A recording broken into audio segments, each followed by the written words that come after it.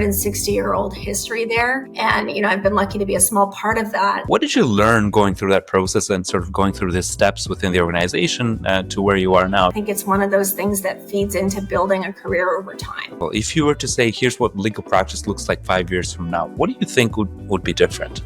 Ending off with an easy one.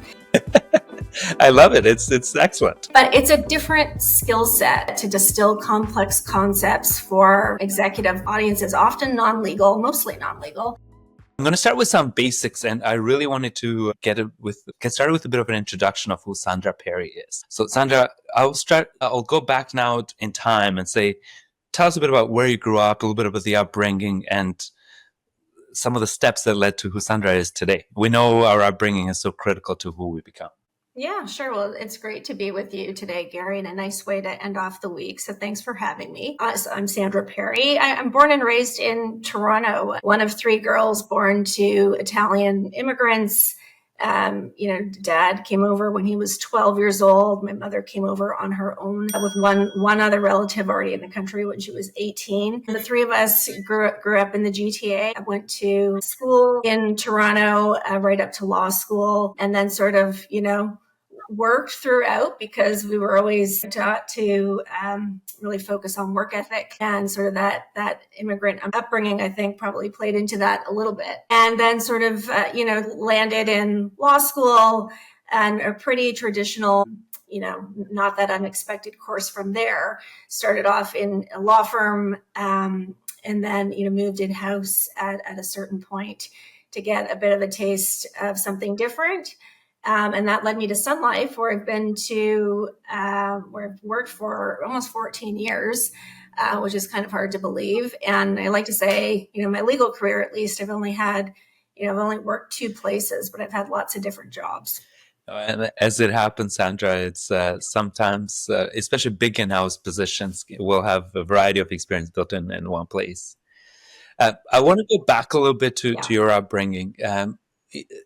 Who would you say had the biggest impact on you?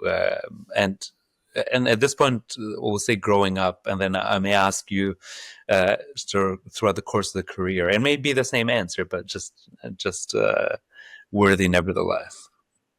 Yeah, I haven't given it a ton of thought. I think there were probably a few people. My family. I was the youngest of 3 girls, as I said, and there was a huge age gap between me and my sisters. So, there were kind of built-in role models in the household, and I was always interested in what they were doing, whether it was sports or academically or, work-wise. So they certainly, were one big influence. And then I think my parents, of course, again, really focused on setting us up for success and giving us opportunities they didn't have. And I think of my mother even, who, is dissimilar to me in a lot of ways. But, think about somebody coming over completely on their own from a new country. It's not a unique experience in Canada, but certainly was the experience I had, the environment I came from. So I think that would take a lot of courage. And so that certainly is a piece of it. I think I had, from school, a number of different educators over the years that were particularly impactful. I think of one person who was a professor I had in first year university in a liberal arts program. The course was called Worlds of Childhood. So you can imagine not that much practicality and not that much application to what I would later go on to do, but really kind of opened me up to a love of learning, right? And, a history and, an education about the human experience that I hadn't thought of before. So it kind of instilled a love of the process itself, which I think would go on to be pretty key when I got to law school. And then, of course, professionally, and, particularly at the organization I work at now, there have been, several pretty integral people to helping me through my career. And, mentors I've been lucky to be able to learn from in that environment too. So, I think there's been a smattering of them from different parts of my life at different stages. And Sandra, did you always know you wanted to be a lawyer? Was that something that you gravitated towards early on? Was it something you stumbled upon later on? I probably started focusing on it more in high school. I took like a, intro to law course in grade 11. I was more of a creative kid growing up. I loved to write stories. I loved to draw pictures. I had a dressmaker as a mother, and I would draw and design clothing for dolls, and she would make it for me. Like we had a pretty good system going on, actually, but I was really into creative writing and art a lot, but balanced with academics. I always loved school, but I would say it was really kind of well into my teenage years that I was turned on to law, and then really solidified in university. I thought I was doing well, and it would be practical in my thinking. It would be kind of a sure profession to go into. It was different times back then. People generally, got jobs easily and all of those things. So I think a practicality kind of set in at a certain stage where it seemed, very doable and possible. And then when I got there, of course, really loved it a lot. And Sandra, I really appreciate that background because it really gives our audience some perspective on your upbringing and sort of growing up, which really is a big component of who we become. And I'm going to switch a little bit to your professional life. And certainly the early law firm years are always a big ingredient of who we become later on, and sort of learning a lot of the work ethic, a bit of the basics of the law. But as you made it to the corporate in-house life, you've had a variety of important positions within Sun Life. What did you learn going through that process and sort of going through the steps within the organization to where you are now? Because as you can appreciate, there will be many people in the audience saying, how do you get to where Sandra is today? Which is a huge accomplishment. Yeah, I mean, I've learned a lot, Gary. I count myself lucky to have, built an in-house legal career with what I think of as, one of the iconic Canadian companies. There's a 160-year-old history there. And, I've been lucky to be a small part of that. But, sort of in terms of progressing through the ranks, as I think you put it, if that is one's objective, I think the key is to find a place, as I believe I have, that really resonates and aligns with your own values. And, with a culture that's conducive to doing your best work. In my case, I found it pretty easy to get behind a purpose of helping people with their health and their financial security. And, that's got broad appeal. And we've got it, it's a really inclusive place to work. It's collaborative, but it's also really high performing. And so I think careers are long and it takes a lot of personal commitment. So really finding that alignment is the first step to, finding that motivation every day and to want to do well and to make an impact. So that's kind of overarching it all. But then more practically speaking, of course, it's about, having opportunities along the way to broaden your horizons through a variety of roles, if that is what you're setting out to do. And I say that because that's not the only path, of course. Deep subject matter experts who just love, their substantive area have an important place and role to play as well. But there were those opportunities, and I had strong, supportive leaders and mentors who, really were instrumental in helping facilitate those opportunities for me to pursue. I don't think anyone really does it alone. And it's certainly a journey, Sandra, and there's, to your point, it's never alone. There's mentors, there's opportunities that are given along the way. But often those opportunities take a certain level of individual to be able to be positioned in such a way to get those opportunities. What do you think were some of whether it's anecdotal examples you can give or some of the things you may have done along the way that positioned you in such a way to keep advancing within an organization like Sun Life? Interestingly, I think the moments that stand out for me the most as highlights haven't always been the promotions or those level up kind of moments. As I reflect back, I think I've learned the most from those lateral moves, actually, those opportunities that expanded me sideways in accountability or gave me an entirely new remit than what I'd been doing previously, or an opportunity to sort of round out a skill set or a gap that I had or learn about a new part of the business. And, we've heard a lot this analogy of career progression as rock climbing, more so than sort of a linear elevator ride up. That does ring especially true for me. I think the inflection points as I look back weren't necessarily the first executive role or the first senior executive role. It was more the times when I took on a new challenge that, wasn't comfortable for me and kind of felt my way through that. And maybe just one example I would give was sort of the first in-house role I took that was outside of litigation. because my background and training was as a litigator, through my law firm experience. And then even initially when I came to Sun Life in my first in-house role, that's how I spent the early part of my career here as well. And so when that first opportunity came up to step into a non-litigator role, which in hindsight was not that big of a deal, but of course felt like a huge deal at the time. The job was going to be at the same level as my then existing job. It was an AVP role. And so it was not a promotion, but it had a much broader accountability. And, that can be a hard thing to get your head around, but it was going to offer an opportunity to move into that first solicitor type role, more advice. I wasn't going to be doing cases like I always had, and I was going to support more directly a really key line of our Canadian business at the time. And, would give me a seat at the leadership table in that business. So a lot more visibility, and it would be a whole new substantive area of law and a set of legal skills to learn. So there were a lot of positives in that.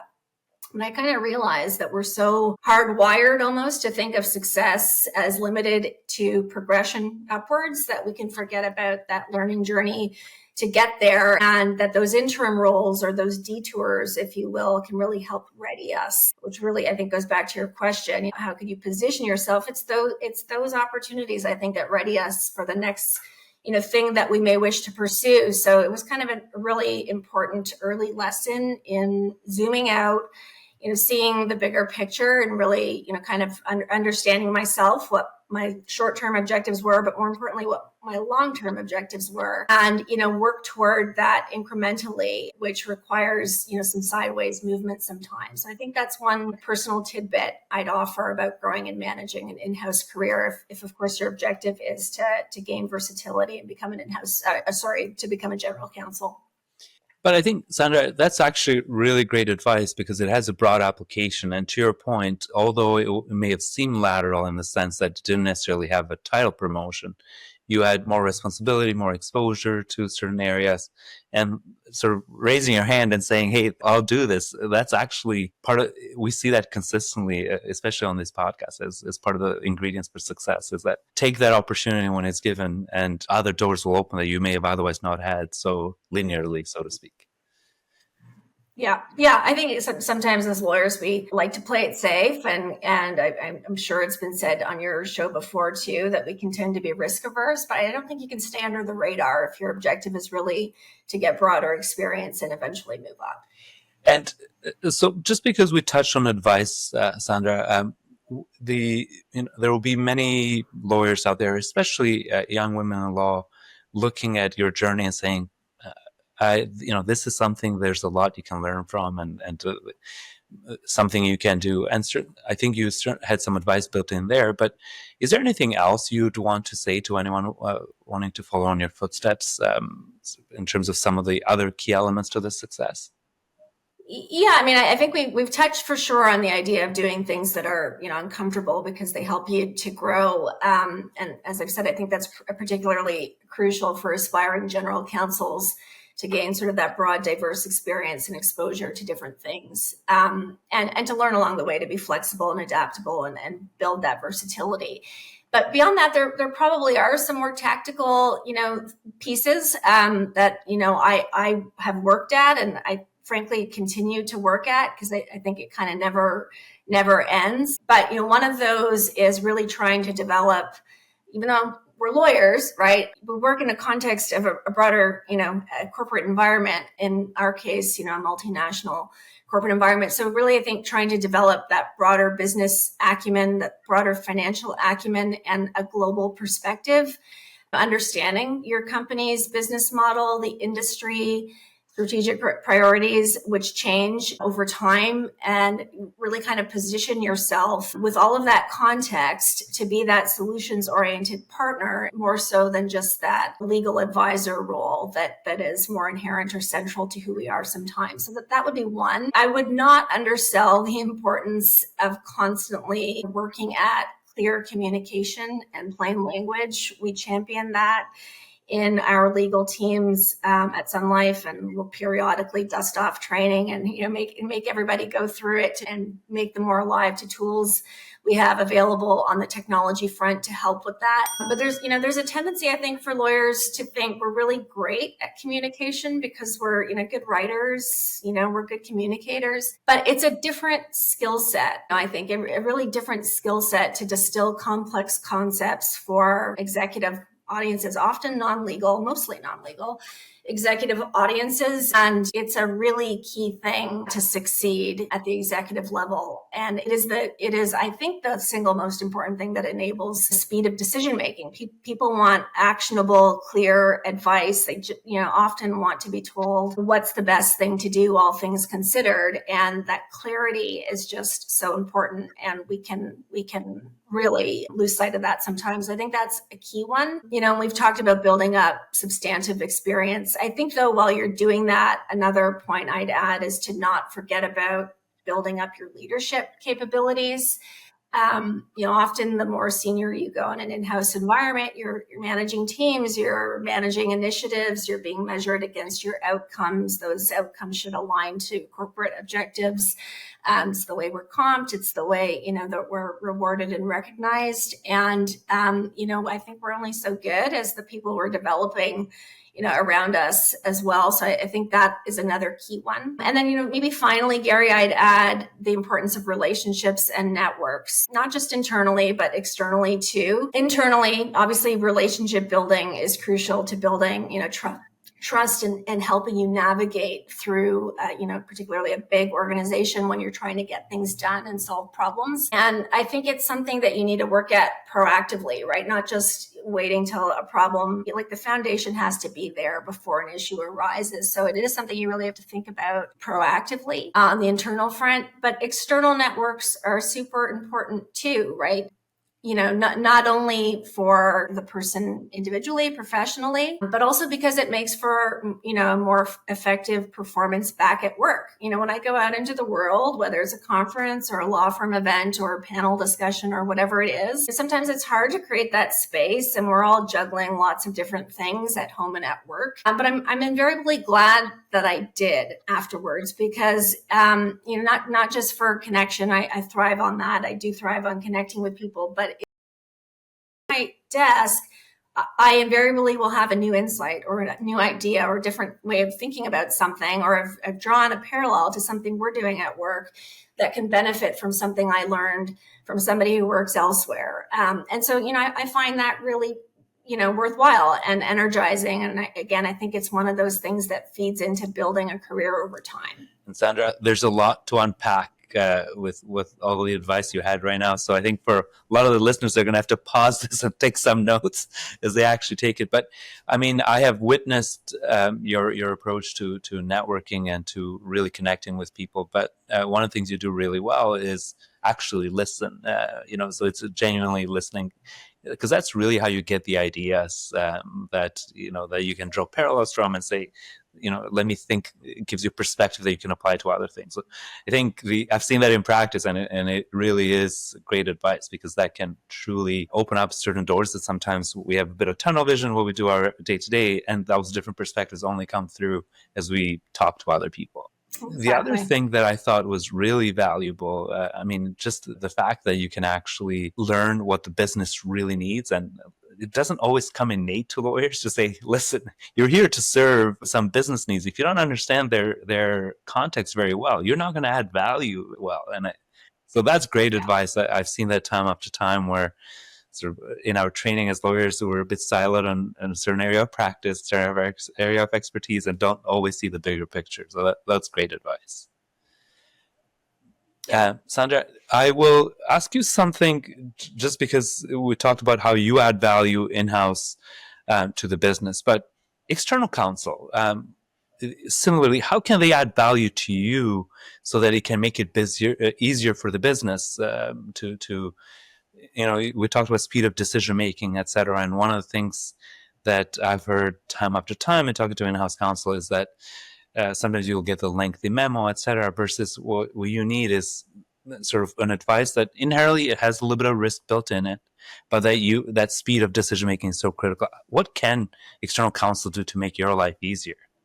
Write the way that we write. Yeah, I mean, it is a totally different skill set, and I understand it's a different environment in which our law firm partners are operating. I've seen this from both sides, and have dealt with enough firms in my in-house career that I do understand that I can take more liberties as an employee of an organization than perhaps a law firm feels it can take. But I think overarchingly, it's really bringing a practical focus. So the same way I am leaning in, to the company and really trying to get deep on what we're trying to do, what we're trying to solve for, so in turn, do your law firm partners need to lean into you to really understand what the objectives are and what we're trying to solve for.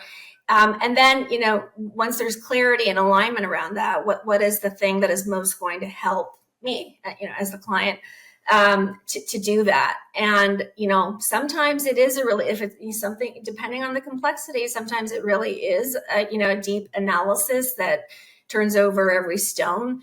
Often it's not. Often we're doing things in stages. There are gating issues. There are threshold things to answer that can do with a lighter touch. It really depends on what's going on. But I think it's listening. Back to your point, and the importance of that certainly applies to the law firm, in-house counsel relationship, and then delivering a product that's going to be most helpful. And for me, often it is something more succinct, and it requires a degree of confidence, right, in your advice to do that, because when you're writing clearly and succinctly, or you're delivering a message succinctly, we're making choices about what not to include, what is not important. And, as lawyers, we want to have all of those variables in there, because if something turns out not to be true, we want the thing to point to say, well, I was assuming X. And if that assumption is not true or changes, I have an out on the advice I gave. And I totally understand the need and want to have that security. I would say, if we could continuously be challenging ourselves to just, give an answer, that often helps me move more quickly internally too. And, if it's a big thing, we're going to come back to things over and over again. There's going to be other opportunities. You can save it for a conversation, but I think brevity is a virtue that we should be working towards. And I give the same advice to my law firm colleagues too.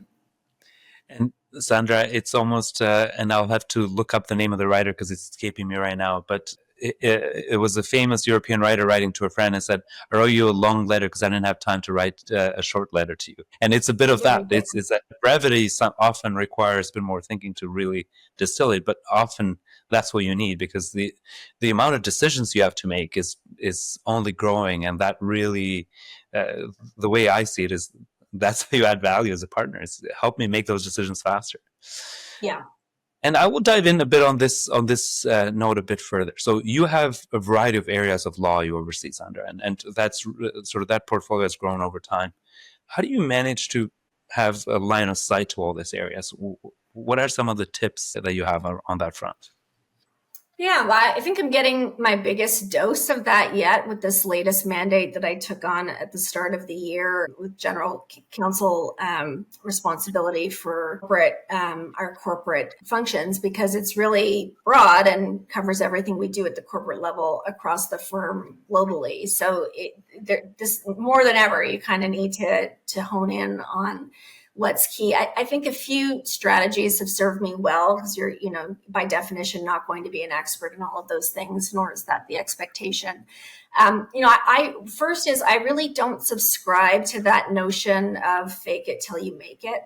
That I don't really subscribe to that philosophy. I know some people do, and just say, I'll take it on, I'll figure it out later, and I'll pretend I know what's going. I don't, but I tend to go into new roles pretty transparent about what I know, and more importantly, what I don't know. I think you've got this limited early window in a new role during which you're not expected to know and to have all the answers. And you've got sort of all the license in the world to ask your foundational questions and to really learn from the experts around you, and to, seek to understand. And of course, to do whatever self-study you need to do in the background behind the scenes too. So that's one. In terms of staying up to date on, what are the most important issues, I think that again, that initial learning and listening phase of a new mandate. You're really trying to hone in quickly on what matters the most, and what are the key risks we've got to manage. So I think about things like what would my CLO care about? What would a board member care about? What would an executive team member care about? And that does tend to narrow down, the list of issues to track and to manage.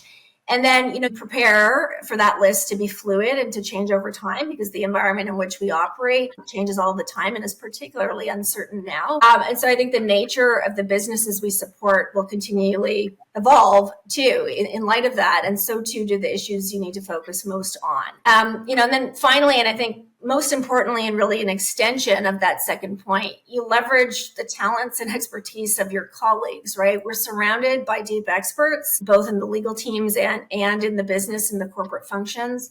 And, knowing my gaps helps to inform what are the pockets of expertise we need elsewhere in the team, and how can we best tap into those to bring and keep into focus the things that are going to matter the most. So, that's a big one. And we try to cultivate too a culture of escalation and an environment in which it's safe to speak up, so that those folks who really are on the front lines and in the trenches feel comfortable and supported doing that when something doesn't quite feel right, or even if they just think this is something that needs more eyes on it than we've got currently. And hopefully that comfort level, you build that with your leader, and you feel like there is that support to raise it, and it's something you're going to figure out together. So yes, it's broad. The corporate secretary team is in there, and they're obviously, a very professional expert team. Corporate legal generally at Sun Life will include and securities and disclosure and IP and technology and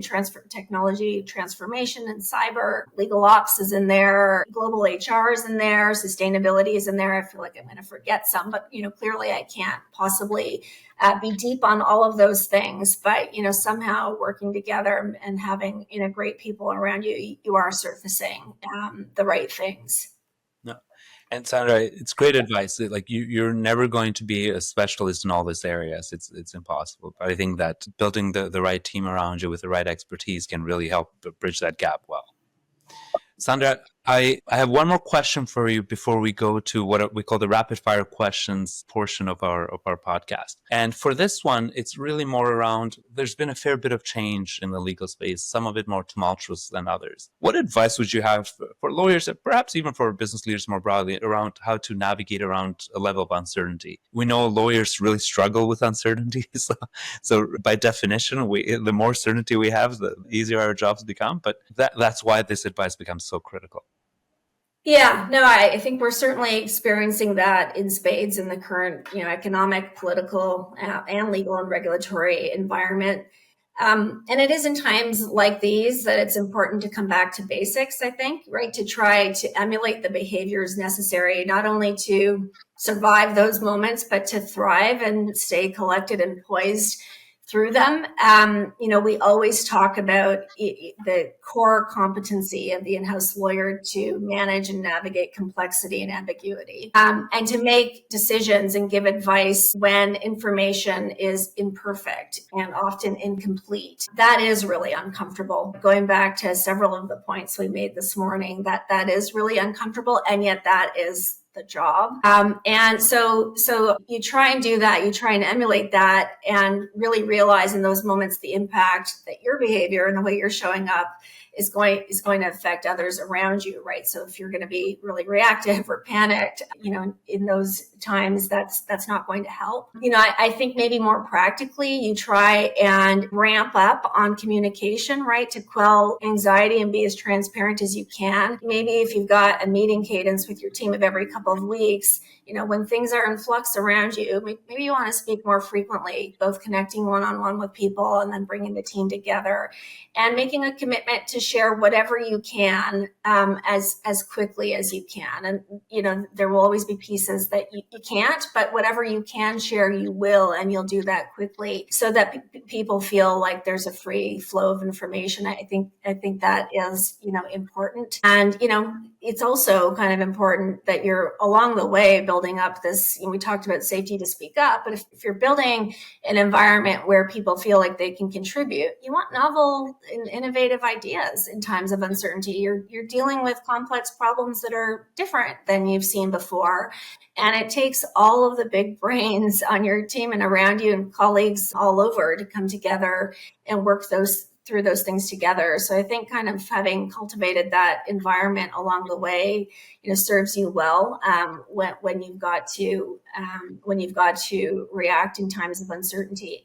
And then maybe the last thing I'd flag, it's super tactical, but mini tabletop exercises where you model out certain events and dust off your legal playbooks that we've all worked on, through this evolution of legal operations and modernizing our processes in recent years, and put them to the test, continually, right? Because invariably those kinds of exercises will reveal actions you can take to tighten up. And, that sense of preparedness, of course, as a big FI, we're doing that in lots of real ways all across the organization. But I mean, for the legal team too, to build that muscle, not only, as I say, because you will invariably find some things that that you can action differently and, will set you up better to react in a real life event. Because also I think as humans, when we feel more prepared, or at least maybe I'm speaking for myself, sense of preparedness gives me more calm. And,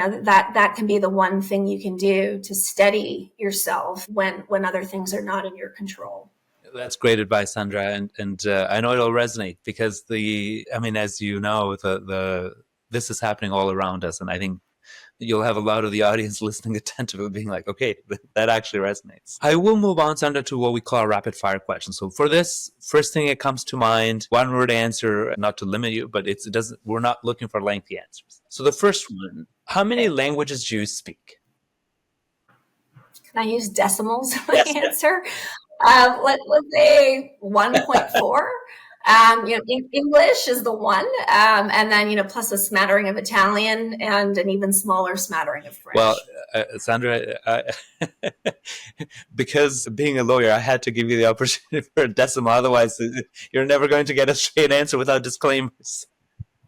Right, exactly. Contrary to everything I just said in the clear communication section. What is your favorite word in another language, any language? In another language, I might go for accoutrement, because I just think it's a fancy way of referring to stuff. I love it. It's excellent. What word do you hate? Probably any of the business jargon du jour: fulsome, deep dive, double click, level set, all of course, which I of course use myself. But yeah, those would probably be the pet peeve words. And we overhear them these days, which is part of the problem. What word do you have a hard time pronouncing, if any? I'm going to go with Massachusetts, but don't tell any of my Boston area colleagues. I love that. What is your favorite word in another language? This doesn't have to be, what is your favorite word? Let's just put it that way. It doesn't have to be in another language. It could be in English or in another language. Yeah, maybe just sticking with the theme of one of the themes of our conversation, I'll go with clarity, right? Because I think it's an underrated virtue in legal and in executive decision making. But without it, the best analysis does fall apart. So I'll go with clarity. What's one word to describe yourself by? Well, I'm going to go with the label I'm most proud of, which is mum. Oh, it's often such a critical component of our life. Sandra, I will ask you one last question at a very high level. If you were to say, here's what legal practice looks like 5 years from now, what do you think would be different? Ending off with an easy one. I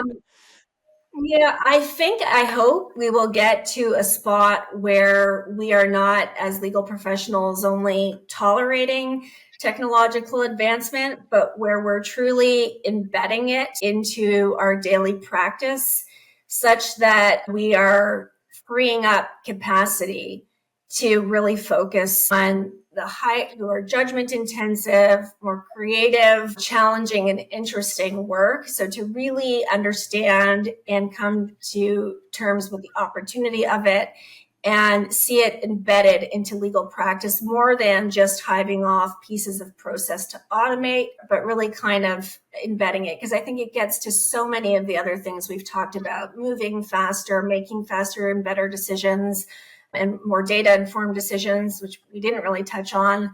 And ultimately being better lawyers and being able to give better advice. So I'd say that's probably the one I'd pick. And Sandra, I know there were many more things I wanted to touch on with you, as the just gives us an opportunity to maybe do this again, because that's what happens. There's so many questions that we could dive into, and this is what makes this fun. Sandra, I appreciate your time. This has been an excellent episode, and I know it'll really resonate with a lot of people in our audience. And the team always keeps me in a timeline. It's like, Gary, there's a sweet spot for a length of a podcast. We need to keep it a certain time. Otherwise, my length of questions for you was we're probably about halfway. So, and that's our cue. And it was a completely random cue. There you go. Well, it's been a pleasure. Thanks for having me, Gary. And thank you, Sandra, for joining us.